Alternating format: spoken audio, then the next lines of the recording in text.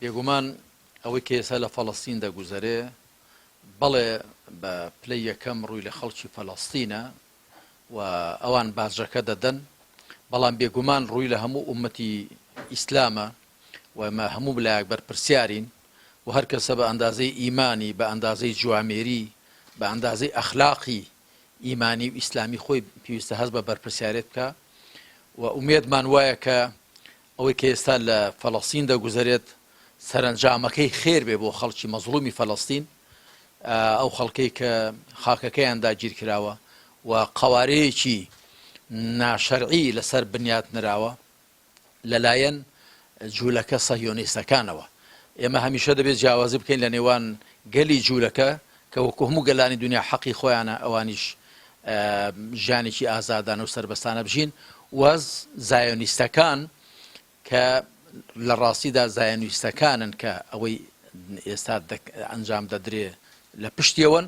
ئومێدمان وایە کە دەوڵەتانی عەرەبی و دەوڵەتانی ئیسلامی بەگشتی و موسڵمانان بەگشتی کە وردە وردە خەریکە هەڵوێستەکەیان تون دەبێ، هەڵوێستێک بنوێنن لە ئاستی بەرپرسیارەتی خۆیاندا بێ و ئومێدیشمان وایە کە ئەم هەرێمی کوردستانش لە هەڵنوێست نواندندا دوانەکەوێت چی دیکە.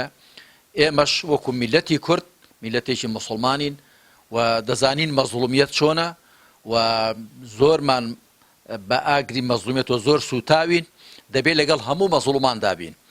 هەندێشتی کۆن کە کاتی خۆی فەڵەستینەکان لەگەڵ ئێمەدا هەڵوێستیان نەبوو کە ئەوە بە زانیاری من درۆیەکی شاخدارە، هەموو ئەوانەی کە قیادەی خەباتی ڕزگاری خوازی کورد بوون لەگەڵ فەڵەستینەکاندا لەگەڵ خەباتی ڕزگاری خوازی فەڵەستینە پەیوەندی باشیان هەبووە، بۆمان تاکید کردەوە کە ئێمە بە هەرچی لە تواناماندا هەبێ بە ئەرچی شەرعی و ئینسانی خۆمان دەزانین کە لە پشتان بین و هاوکارتان بین و پشتیوانتان بین. اليوم شعبنا الفلسطيني فلسطين تحت النار.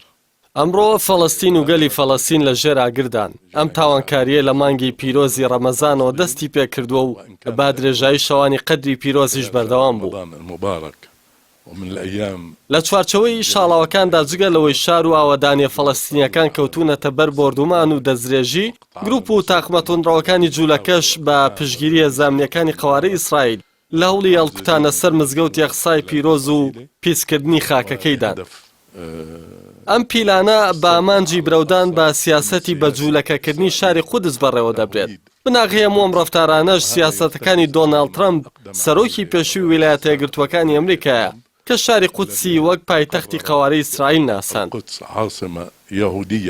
ئامانجی ئەم سەردانەمان بۆ لای بەڕێز مامۆستا عەلی باپیر سەرۆکی کۆمەڵی دادگەری کوردستان جگە لە پیرۆزبایی بە بۆنەی جەژنی ڕەمەزانی پیرۆز پێزانینە بۆ هەڵوێست و پشتیوانیەکانی خۆی و سەرکردایەتی کۆمەڵی دادگەری بۆ دۆزی ڕەوای گەلی فەڵەستین.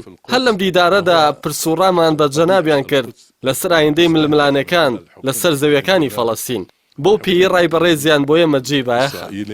لتهويد القدس واعتبارها عاصمة موحدة للكيان الصهيوني المحتل.